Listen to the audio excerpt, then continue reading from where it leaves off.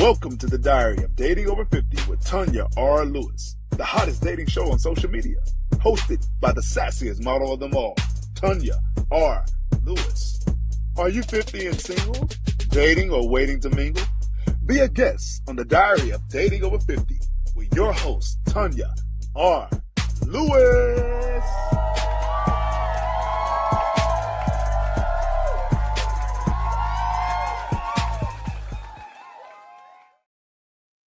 Hello. This is Tanya R. Lewis with the Diary of Dating Over 50. And y'all been waiting on this one. I've got an inbox. My TikTok blew up. My Facebook was blowing up. So here it is. How did this beautiful pilot date? And y'all know how I do it. I let people introduce themselves. Hi, Veronica. Hello, how are you? I'm amazing. Tell her, who are you? Well, I am Veronica, and I am someone who loves airplanes. Okay. So first of all, because we're gonna dive right into this, y'all. Okay. We ain't gonna mess around. We're gonna dive right into the thick of it. First of all, where did you come from? Where was you born and raised? I'm originally from California, born in Los Angeles. What was your upbringing like? Well, I came from both my parents are actually from the South, and they were very much into you guys do what you want to do in your life. Now, having said that, my dad's an attorney. And at one point he was guiding me towards law school, and I did go to law school. Unfortunately, my dad had to tutor me all the time because I really wasn't that interested. And then one day I turned to my dad and just had one of those come to Jesus moments. I said, Dad, I really don't like this. And he said, you go figure out what you want to do. So he gave you the opportunity to go and figure out what you wanted to be when you grew up. Exactly. Okay. So tell us, what drew you to aviation, and when did you first realize you wanted to become a pilot? I read a book, and I tell everyone to read this book. It's called The Aladdin Factor. And in the book, it says you have to write down 101 things that you want out of your life. 101? 101. And it's very important. It has to be 101. So a little backstory about the book. I met a guy, I think it was sitting in maybe a Starbucks, and he just came up to me and he said he got his dream job and his life was fantastic. And I'm like, I want a little bit of that. How did you do it? How did you make your life so fantastic? And he's like, I'm not going to tell you. I want you to read this book. And it's called The Aladdin Factor. Okay. I went that same day to the bookstore, Barnes and Nobles, and bought that book. And basically, the book is about how come we don't get what we want is because we don't ask. It's so simple. That makes sense. Mm-hmm. Veronica, that makes sense. That makes sense. We're all wired to say no to things or whatever. But really, what we need to do is learn how to ask for things. So the interesting thing about the book is I had to write 101 things down. And the book said the craziest thing you put down will come true first. Now I'm sitting here going, yeah, right. But I did the exercise. Okay. So but unbeknownst to me, I had just moved into a house and right around the corner was a flight school. Mm-hmm. But I put down my 101. There was a plane flying over and I went, learn to fly. So I want to see Veronica's face close up when you saying this. Just, okay. Mm-hmm. So okay. Learn to fly. Okay. So I end up. Okay. So I end up going to this little flight school and I walked in. I'm only 5 feet tall. And I said, can I learn to fly? And the owner of the flight school said, you can start tomorrow. Wow. And that started my journey. Okay. So this is a male-dominated industry. Tell me, how did you navigate the challenges and the obstacles as a woman in a male-dominated industry? And not only a male, but a white man's, because it wasn't a lot of African Americans flying. Even now, people come up to me. I get it pretty much every time I fly. Someone will come and say, congratulations. I mean, they're just like in awe. You flew this big plane? I'm like, yeah, I did. And so what I realize is that people will treat you the way you treat them. Mm-hmm. So I don't look at skin color. Mhm. And I have found if I'm respectful, they're always respectful for me, to Mhm. me. And moreover, I know how to do the job. Okay. So Okay. so I don't need to have to navigate or do anything like that. I'm competent, I'm qualified, and I know what I'm doing. And Okay. that's all they see. So, can you tell us a challenge that you may have had that I know you dominated it. Mhm. Cause she a little spicy, y'all. So give us a example of a challenge that you went through. When I was learning how to fly, Mhm. a challenge. Really the challenge is always learning a new aircraft. Okay. So that's challenging. Okay. When I started learning how to fly the Airbus, I hadn't flown an Airbus before. That was a challenge. Okay. But I took it as I can do this. I can sit down. I can give up things for however many weeks I have to do to learn how to fly this aircraft. Okay. So there are no challenges in life. To me, there's just, this is just a little bump in the road, something I got to get over. Okay. So tell me if there is, was there prejudice somewhere along the line as being a woman and an African American woman? I get asked that a lot. And I've had people that are interested in flying, like flight attendants, say, I'm interested, but is it racist? But, if you see color and if you Mhm. think it's going to be racist, you're going to experience racism. But I have honestly, You haven't? I have not in 21 years. If I did, I'd be telling you a complete story. In fact, it's been quite the opposite. Well, you so darn Yeah, cute. How can somebody be angry with somebody or mistreat somebody as cute as she is? No, they have been, in fact, I think they go out of their way to even be very helpful. So I just think, once again, it's the way I treat them. So if Okay. you treat people right, and that's anything in life, people are going to help you. Okay. So, can you discuss any specific instance where you felt the impact of a gender stereotype career, not just from the industry point of view, but maybe you walked off the airplane or somebody seen that you were a pilot and maybe somebody came up and said something to you? Like, oh, did you really fly that plane? Like challenging you, saying that you couldn't fly the aircraft. Okay. I have experienced a few of those. Okay. So one time in particular, this was at my last airline. It was me and it was another African American man, he was a man, and a guy who regularly flew our airline saw the both of us in the aircraft Mhm. and chose to walk off. Oh my. Yeah. He walked off the Because he aircraft. saw both of us. Yeah. Two people of color flying the aircraft. He didn't like that. And so he walked off. But I commend the gate agents. They're like, we're not going to give him a refund. So that was his choice. We're not giving him a refund. But overall, that's and I have had people say, wow, you flew that aircraft? Mhm. They're shocked because I don't fit the mold. They're used to Right. seeing gray-haired, older white men. Absolutely. And I don't fit that Absolutely. mold. And I'm happy I'm here to change that. You changed the whole Yeah. look and perspective on what we look at as a pilot. And sometimes as people of our, of African Americans, we can be small-minded about not allowing our people to grow Yeah. or think that we can't. Now, can you give me a scary moment when you were flying the aircraft? Because I done been, I'm a flight attendant, y'all, in my real job. But I've experienced some scary moments. Well, I'm not prone to fear. I don't Okay. really believe in fear. Okay. Because people ask me all the time, aren't you afraid? I said, no. Fear is, what do they say? Something experiences, appearing real. Mhm. So I don't really prescribe to fear. Mhm. However, there have Okay. been a couple times there that I've had some challenges, Mhm. but then I go back to my training. We are Okay. trained. For example, if you lose an engine, that's not considered an emergency. Because you can fly on one engine. Yeah, you can fly on one engine. Because the engine, a bird got into one of our engines, and we had to come back sideways. Yeah. So It's treated as a normal event. Mhm. And they do such a good job. You just revert back to training. And yes, I've had to land an aircraft on one engine before. shut down an engine. What was so nice is that when we landed, the passengers were like, "No, we only want her." They didn't want nobody else to fly that aircraft. They didn't want anybody else. We got no, we only want her. So, Mhm. but yeah, it's so I wouldn't say it was scary. Went back to challenges.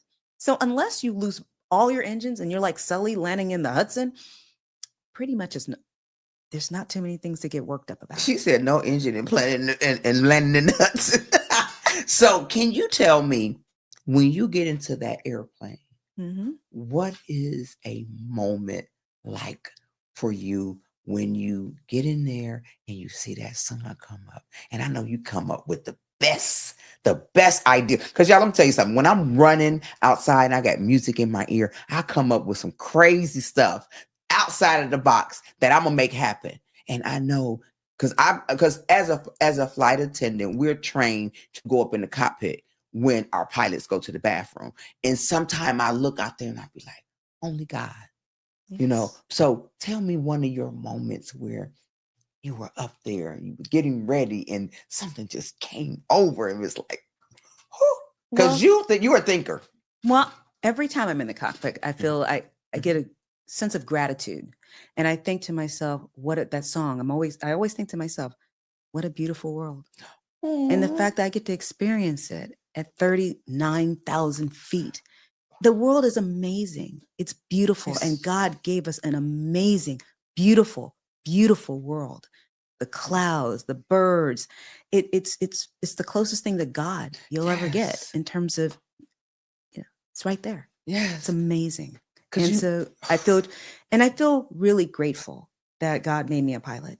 I understand weather probably better than most people because you have to understand weather. Mhm. And even the challenging days. So like today, actually, I flew into Buffalo. It looked like Antarctica. It was snowing and stuff. And even the challenging days, I'm still grateful You know, that I'm some- able to do it, get these people where they need to go. Yes. But moreover, the fact that once again, that I get to be up in the clouds. It's a Yes. beautiful feeling. Yeah. Some people think that when it's clear as day down on, when we're on the ground and it's so beautiful outside, and they sit in the airport and they wonder why we on a delay, and they don't realize that weather is up there. Yeah. Now, can you explain to me when we're up in the air? Because I'm up there with it, y'all. I became a flight attendant at almost 60. I love it. So when you're up there and them turbulence start going, and you guys, because you guys come on, the pilots will come on and kind of calm us down Yes. and say something. What do you say to us or to our passengers? Well, at the end of the day, we want you guys to be comfortable and let you Mhm. know that we're trying to find smooth air. But I need to Yes. tell you guys a little facts. Well, a lot of people think they're scared and this and that, but the reality is airplanes don't come down because of turbulence. They're designed for that. Oh, They can wow. I take, didn't know yes, they can that. take a beating. And moreover, we're also trained to stay like 20 miles away from a big thunderstorm. So we're not trying to go towards a thunderstorm that's building. We're not Mhm. trying to do that because we know that's uncomfortable for the passengers. So our goal is to give you guys a comfortable ride. Mhm. Sometimes we can't do it. But just sit back and you wanted a ride, we're going to give you one sometimes. Sometimes it's like this. Sometimes it's like that. But that's okay. Just sit back and know God's got this. Yes. And Yes. so, and one of the things, I do for my passengers, every time I do a walk around, I pray for them. Every time. Aw. When Every you go time. outside, I tell do. us what is a walk around? Well, the walk around is when we go around and we check all the aircraft, make sure there's no leaks, no dents, Mhm. anything that Mhm. would make the aircraft unworthy to fly, Mhm. not airworthy. Mhm. So that's our goal. So, and they get checked a lot. People don't realize those aircrafts are constantly checked, not only by the pilots, but maintenance is out there all the time. And every so many days, we do what's called a heavy check where they go through the complete aircraft. So aircrafts get a lot of touches. So when when a signal come on or an emergency come on, that you have to land this aircraft right away, how do you handle that? You declare an emergency. ATC will clear the space to make They'll sure clear all the will clear. airplanes. Yep. If it's it happens all the time. But what's funny? It's life happens. I mean, they know what to do. There's no one panicking. So it's a well-oiled machine. So sometimes, I mean, I've had to divert as a captain. A young lady was passing a kidney stone. There was New Orleans right below me. I ducked into New Orleans. You had this. And we got that young lady to where she needed to go, to a hospital. And the passengers were really understanding because, you know, they understand that could have been them. Yes, yes. So tell me, how old are you? When do you have to retire? 65. It's set in stone, 65. Set in stone. But who knows? I mean, people are living longer. People are taking care of Go to themselves. 3 sometimes. It could Joyce, be 2. that they raised the pilot age. Because Okay. when I started, it was 60. Now it's 65. Not 31. I'm sorry. Yes. So So you think that because we're living longer now. mhm, Okay. So we're living could longer. happen. And so It could it's going happen. up. Now, air traffic controller has to retire at. I actually don't know their age, but it's pretty young. I think it's younger than ours. It Yeah, is. I think it's younger than our retirement. Yeah, I'm not sure on that one. That's not my scope, and that's not my industry. But I think they have to retire. And don't quote me on this, guys. Don't quote it, Okay, y'all. please don't. It could be You 65. can land now. a 3-ton airplane, but do not quote her on this. On that one, I don't know. So now, when parents come on with their children, I love it. oh my God, it's a wonderful thing. Because we, as flight attendants, we have to ask first, can the family bring their child in? Tell me, up close and personal, we have a beautiful, my BFF, y'all, she controlling the camera. And she's doing such an amazing job. I'm telling on you. But tell me, how do you approach that? I love Because it. I love y'all when y'all do that. You know, you don't know what you might be inspiring. So a little backstory. When I was little and I screaming my head off, my dad would take me to LAX to watch the planes take off. And He land. planted that seed early. My brother, he gave one of my brothers a fire truck. He's a fireman. Gave my other brother a police car, and he's a policeman. So there's something to it. So I don't know. You never know. And also seeing me as a woman when they come in, because I'll ask them, what do you want to be when you grow up? Oh, I want to be a teacher. Maybe you might want to be a pilot. Wow. You never know what. And I go around to schools and I put little wings on them. And before I do that, when I go into the schools, I always ask every child, what do you want to be when you grow up? Oh, I want to be like Beyonce. Oh, I want to be like Michael Jordan. And that's the usual. By the time I leave and I put those wings, because I make them honorary flight crew. They all want to be pilots. They all want to be pilots. Yeah. But it's important because they don't see that. They don't see that. So once you present something, it goes, oh, wow, maybe I can do that. Yeah. And then I'll say, hey, I was in this state this morning. Now I'm in your state now. And you're like, how'd you do that? I You're love an that. airplane. I love that. So- Because we go up and down, up and down. And the Yes. first time that I met Veronica, and I forgot to send the picture of me and you in. We took pictures and we hit it off instantly. Because we both cute, y'all, with our ponytails. Shake your ponytail. I'll shake my Ver- It's so funny. We cute with our ponytails, y'all. And we hit it off like the first time we met each other, and we've been inseparable ever since. If you had to tell a struggling young lady or a young man, but especially a young lady, they could become a pilot, what would you say to them?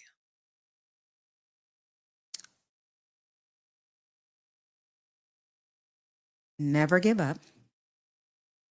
Don't let money or anything distract you. Do what you have to do, even if it might be living in your parents' basement. Never let anybody say you can't do it, Yes. because the only limitations that you have are the ones that you recognize. So if you want to be a pilot, you do it. And you live and envision, and I'm real big on visualization. So one of the things that I do, even now, anytime I go into something, I visualize it, myself already achieving it, whatever it is. So it was no doubt in my mind I was ever going to fly big planes, because every day I thought about it. You was obsessed with it, huh? Obsessed with it. Drill, obsess. Wake up, lay in bed and think of yourself flying that airplane. Because you know what? We have two minds. Most people don't realize that. We have a conscious mind. I'm going to just give everyone a little bit of information here. We have a conscious mind that processes about 2 million pieces of information a second. That's a lot, right? Mhm. But we also Yes. have a subconscious mind Mm-hmm. that processes 11 million pieces of information a second. Now, many of you are going, how does that happen? Pretty easy.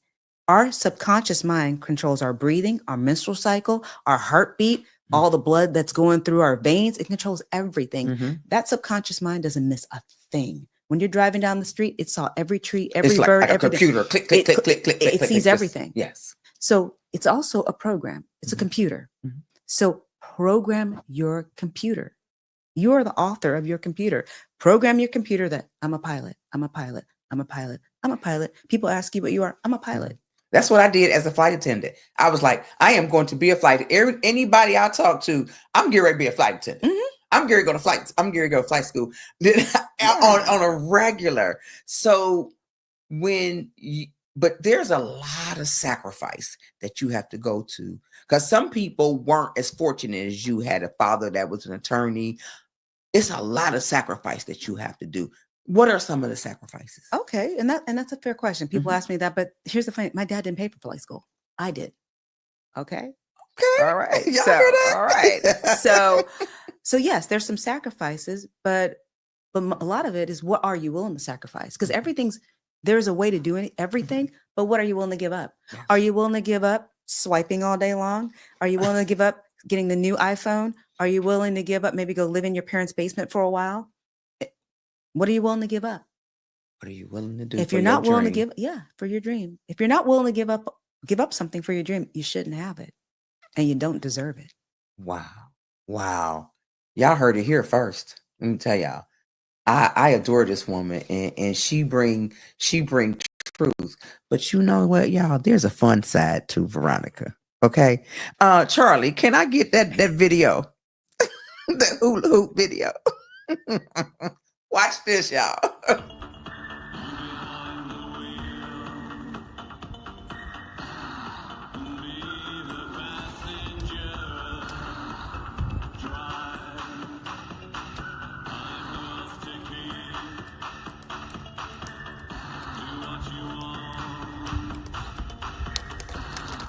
For Guinness Book Records. Probably gonna have a whole lot more here pretty soon. Now, mind you, my Guinness Book Records are all in roller skating. So I roller skate backwards while I hula hoop at the same time. So I know. But that goes back to that drilling.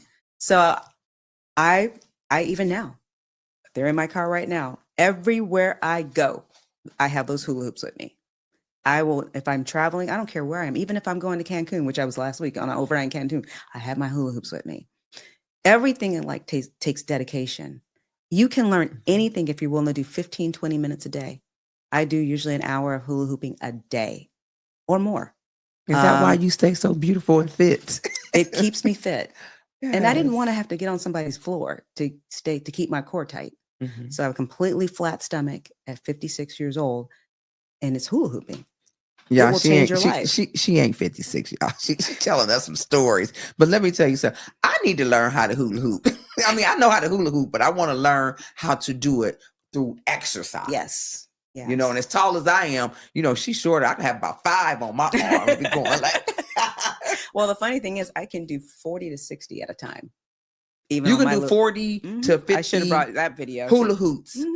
Hula hoops. Let me Yeah. get it out right, Yeah. because I'm astonished. I'm Yeah. like surprised. Yeah. 40 at one time. If I had thought about it, I would have sent you that video. Yeah. Wow. So Mhm. you know what, guys? We may attach that one to the YouTube, that you'll be able to watch this. Maybe we'll attach that at the end, because I want to see 40. I know y'all want to see 40 hula hoops too, don't y'all? Yes. Okay. Wow. So how did you start dating? When you was a young lady coming up, Mhm. how did you start dating? I guess I probably started like most people. Someone Mhm. asked me out when I Mhm. originally. I remember there was a boy in high school. He had been watching me, and one day he came across the playground and asked me out. I was 16, and I said, "Okay, mom and dad, this boy wants to go out with me." My dad's like, "No, I got to meet him." And so so that was how my dad, of course, interviewed and didn't like the young man. And my mom said, let her go out with him. He's a nice little boy. So yeah, so that's how I started dating. And so I guess I just started like everybody else. in So some were ways. did you have any issues, from dating? Some of us got in trouble from dating, like me. No, I didn't really have any issues except for I honestly kind of got into the programming of being I'm independent. I don't really need a man. Kind of, yeah. Not So you. I did You went there. because that's kind of a society thing, Yeah. and it kind of permeated in a lot of relationships that I had. I was good, in terms of the relationships were okay, Mhm. but I always had this I don't really need a man kind of attitude. And it wasn't until the last few years that I started realizing, like, wait a minute, what am I getting? What am I doing? What am I projecting? And and then I started seeing it in other women. I'm like, this is why we're all single. Because we're projecting, Wow. I don't need a man. Yes. And if you Yes. project that, why would a man come along? Right. Why would a man come along? But we do need men. It's yin and yang. That's Oh why my God made I it. need a man in my Yeah. life. I don't know what nobody else talking about. Yeah. But yes, Yeah. I love a committed relationship. I love that one-on-one. Yeah. I like to be able to think how I can make his life a little easier. And he should be doing the same thing. Exactly. So we meet right there in the middle, Mhm. So Exactly. moving forward, when did you decide it was time for Veronica the pilot to get married? Well, I guess like a lot of people, I was getting older Mm-hmm. and it was time to settle down. Mm-hmm. But I'm not sure if it necessarily was so much a time. It's just more of an age. More of an I felt age. like that biological time clock was kicking in, Yes. and it's time. Yes. So I was not living my life necessarily on my time. I was Mhm. living it according to the societal What norms. people said that we Yes. supposed to be Yes. So doing. Yeah. you're this age, you should be having a kid now. You should do that. That's how I Yes. was living my life. And then I Yes. realized one day, whose life am I living? Yes. And then I was like, no, I got to start living my life. Yes. Yeah. So your first husband he's your best friend today. Best friend. Yeah. He's a good guy. But, I'm not going to say that it was not easy and that it was Mhm. easy. Mhm. So what happened was we went through a very contentious divorce. And then one day I realized, I said, I got to be a grown up. So I took ownership. I sent him a letter and just opened up in a way that I had never opened up when we were married. And that changed everything. Let go of some of that resentment too. Yeah. I mean, how can you be mad at someone who just opened up and said, I just threw myself on the sword and said, hey, I could never go- heard that before. Yeah, I Just did. threw yourself I on the did. sword. Okay. 100%. Okay. That moment changed everything because there was no ego. There was no you did anything wrong. There was none of that. Mhm. Because when I started thinking about it, people get married and they marry somebody and they love somebody, but all of a sudden they hate each other. But wait a minute. You loved him. You got married to him. That person probably knows you better than him. Why don't you be grown-ups? And that's the other thing too. I Mhm. decided to be a grown-up. She decided to be a grown-up. Children fight. Yes. Children fight. Yes. Grown-ups. Yes. It takes a lot to be a grown-up. I'm not saying being a grown-up is easy, but it sure is wonderful when you are in that space. And so I said, I'm going to be a grown-up.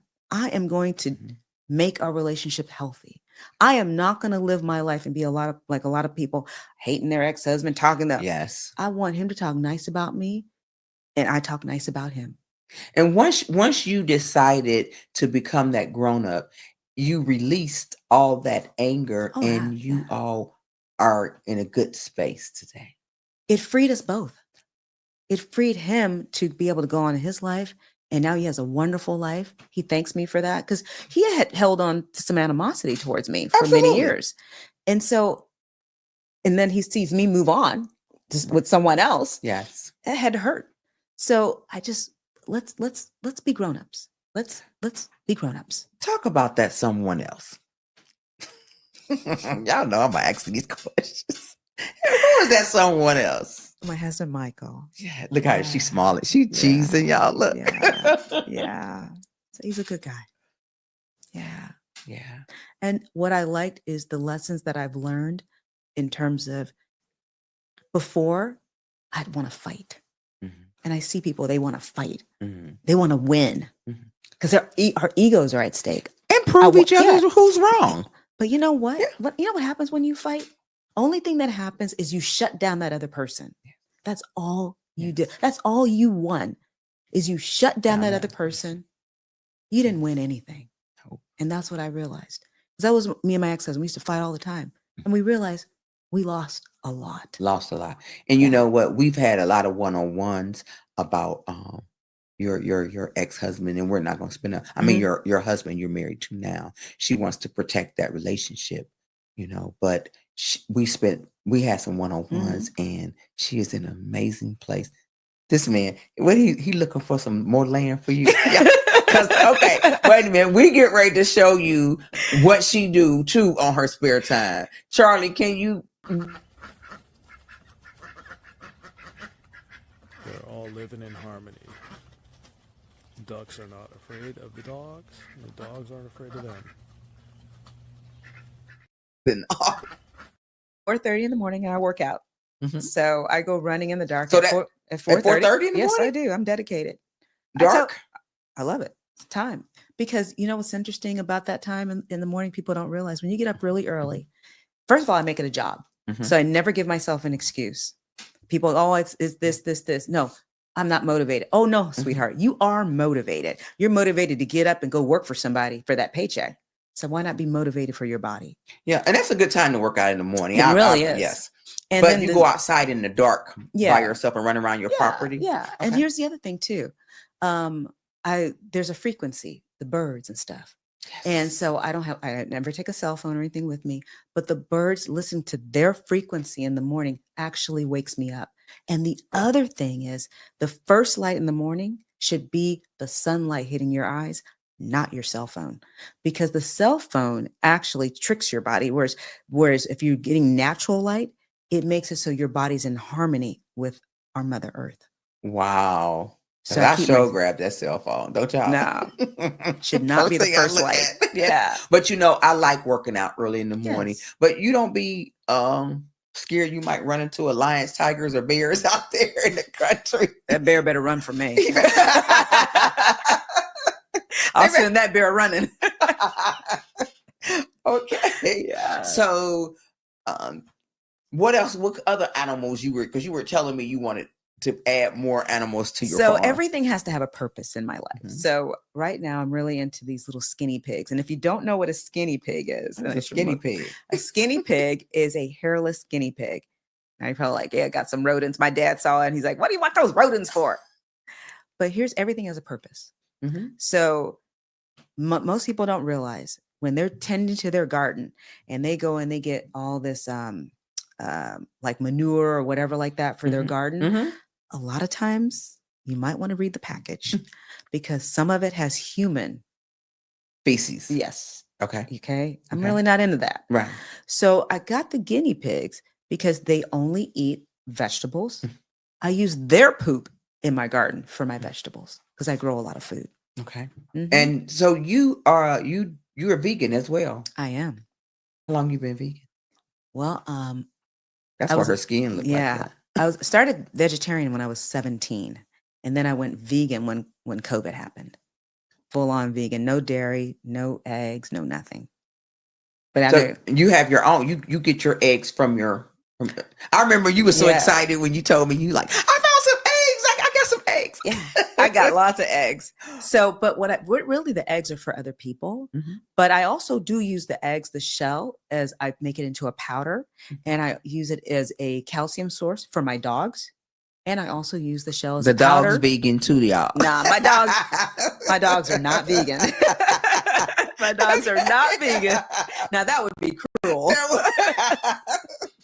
But they do like vegetables like bananas and stuff and fruits like bananas and they like peas. They do eat some of that. I mix it in because I Wow. make their treats and stuff like that. That's Yeah. amazing. That's Mhm. amazing. Yeah, Okay. I cook most of our food. Okay. So the farm life, the husband, the hula hoop. What is next for Veronica? What's next for you? President? What's next that's a good question. Got a lot of things that are next. Oh, there you go. That's Share some why. of them. Well, one of the things I'm going to be doing is a talent show. You're doing a talent I'm show? putting on a talent show. Where? It'll be in Alabama. And is it an And adult talent show I'm or? doing one for children and also one for adults. So the theater will hold 460 people. So I'll make sure when that time comes, I'll come back and tell you more about it as I plan that. And it's going to be a talent show. I'm looking for talent. There's so much talent out there. It is. And I want people It to see the is. kind of talent. Because when people see me hula hooping, I'm like, there's greater talents than me out there. And it's about discovering it and bringing it to the community. I want to learn how to hula hoops, like so we can say 50 and over. Yeah. We out there hula hooping, y'all. Yeah. Because I already know how to go like that. Shh, shh, shh. So yes, I would like that. I would like to be in that talent show and hula hoop. Well, you have to audition. I Of mean, course. this is going to be a big time talent show. We're going to have judges and all sorts of stuff. It's so yeah, I'm pretty excited about that. So I know Veronica does. She will do groups of ladies. You just had a group of ladies, and the job called on me, so I couldn't go. But when you put these things together, what do you have in mind? Because it's a power thing. That, it was funny about, and this is something else that I think people listen to your soul, listen to your inner voice. Don't be scared. Take the first step. They say the journey of 1,000 miles begins with one step. So it was called, my little thing is called Elite Status. And one of the flight attendants gave me that name, Elite Status. Mary and gave you that. Yep. Yeah. I said, what should I call? I'm going to do this event. It's Elite Status Women's Empowerment Brunch. So when I came up with this idea, I just came up with an idea. I said, I know what I want it to look like. I want it to be elegant. Mm-hmm. I want it to be the food to be amazing. I want to have amazing entertainment. I want to have amazing speakers. And in 1 week, I had 9 speakers. I had an amazing venue and a venue that people are still talking about. It's absolutely gorgeous. And I had entertainment and I had vendors. And when I say elite, everyone said this was truly elite. And so my goal when I did that was to empower women. So it was an empowerment brunch for women, and the idea of bringing women together to learn about finances, to learn about health, to learn about how to grow food, to learn about real estate, learn about fitness. I had a plethora of different topics. It was amazing. So my goal BFF, ultimately, me and you gonna be there the next one because that was an annual. It was amazing. Annual. It was amazing. I was so I really, really wanted to go, and I think I had some fashion show or something going on where I was already committed. But definitely, I need you to do another one. I will. And this time, and I had the #1 Black-owned female restaurant cater it. And she spoke. And this woman is an amazing story. She had been, talk about following your dreams and listening to your heart and praying. She had been 16 years old, raped, had kids, on food stamps, on welfare. And she went from that to having the #1 Black-owned restaurant where all the celebrities and politicians go. That's so. Amazing. And she wrote a book, Martha's Place. Go read it. Oh, I've heard of that. Yeah. There's another lady that you introduced me to that I'm trying to get on my show. Yes. She spoke. She knew Martin Luther King. Yes. And I'm trying to get her on my little old Tanya. Yeah. She's she is the belle of the ball where I'm at, and everybody wants her to speak. So, but she's now a good friend of mine. When I put on the empowerment, she said yes. So going back to that book, The Aladdin Factor, I reached out to her. She didn't know me from Adam, and said, I'm putting this on. Would you do it? And she said, yes. And normally she doesn't do stuff like that, but she believed in me so much. And she was able then to get me on television to talk about it, several different programs and radio shows. Wow.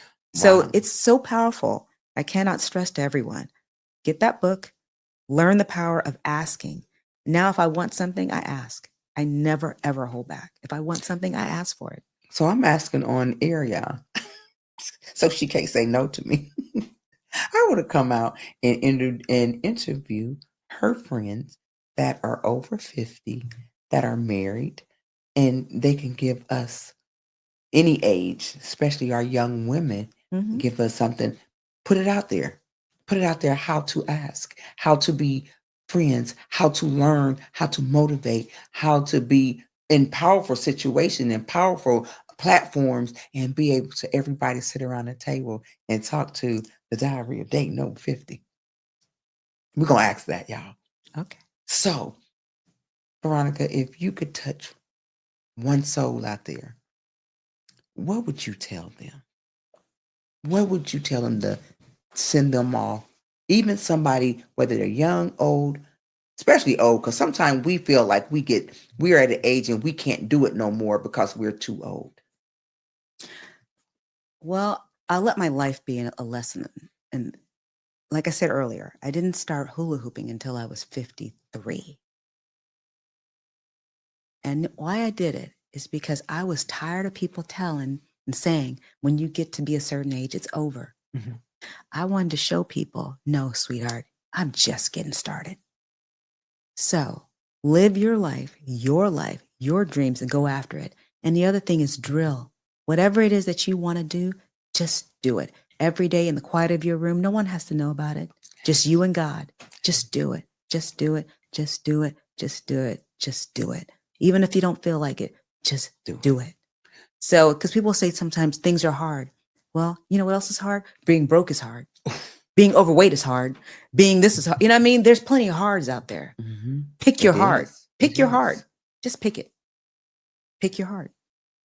If someone wanted to go to flight school, what would be the route that you would tell them to take? This is the route that to get started. You go and get the books. When I started learning how to fly, you have flight instructors, right? But see, what I've found is that, and I am actually a flight instructor. I Oh, don't I teach, didn't know that. but I am a flight instructor.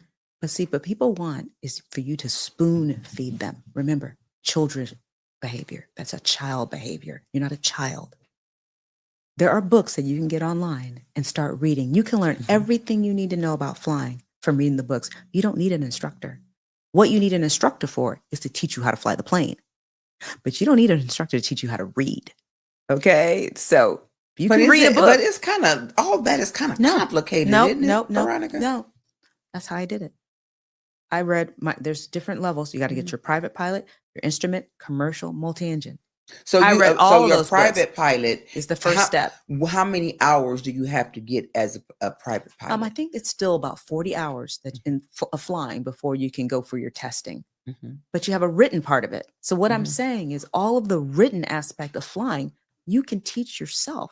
You do not need someone to sit there and spoon feed you like a 2-year-old child. What about the radar, the looking at the map and all that still? Okay, now I want to make sure it's clear. Yes. So when you start radar and stuff like that, you get into more technically advanced aircrafts. But you're going to be learning in a Cessna, okay? It doesn't have all that, all right? Let's just get you got training wheels, okay? So that's what we're starting with, the training wheels. Okay. So get the training wheels. But it's really simple. But you know how many people have actually, when I've told them to do that, how many people have actually done it? 0.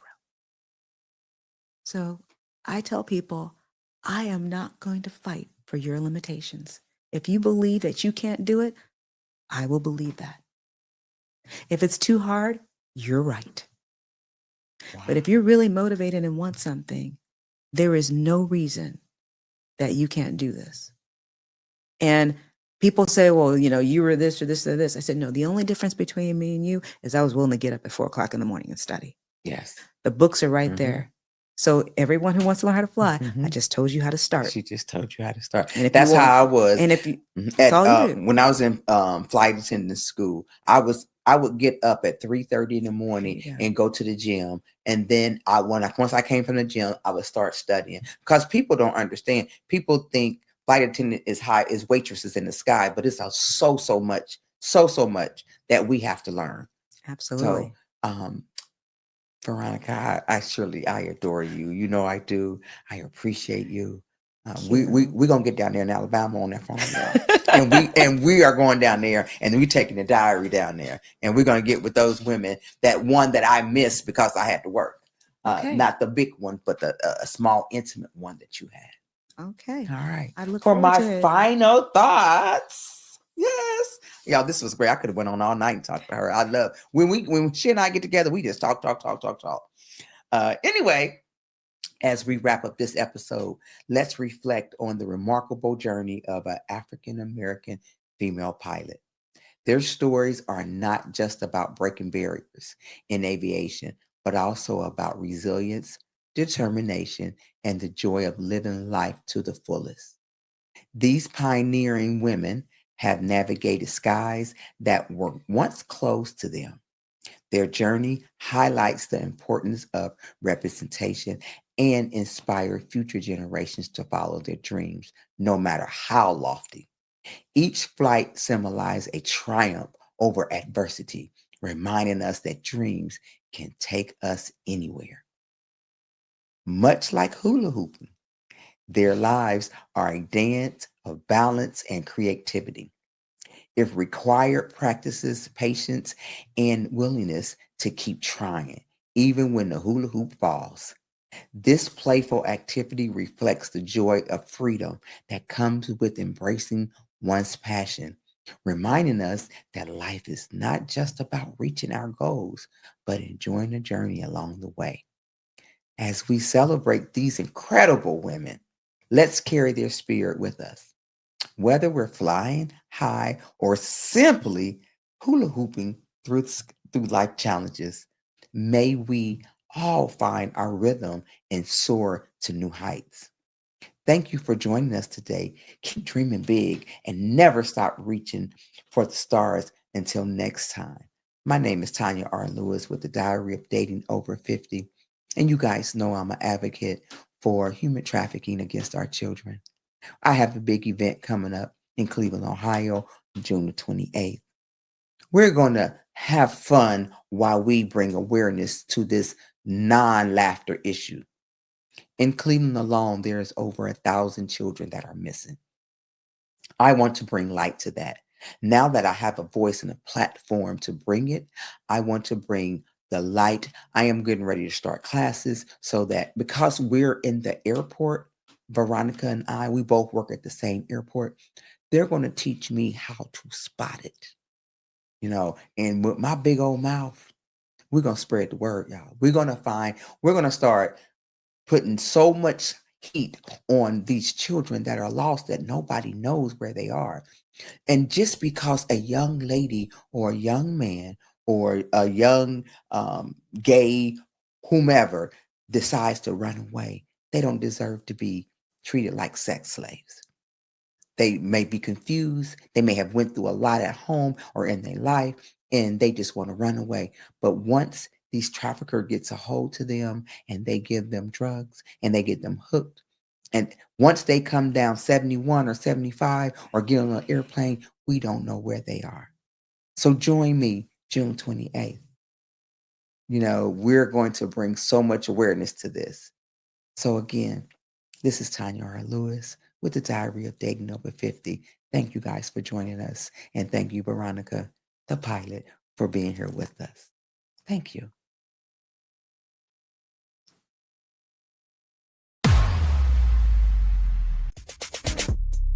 The hottest dating show on social media, hosted by the sassiest model of them all, Tanya R. Lewis. Are you 50 and single, dating, or waiting to mingle? Be a guest on the Diary of Dating Over 50 with your host, Tanya R. Lewis.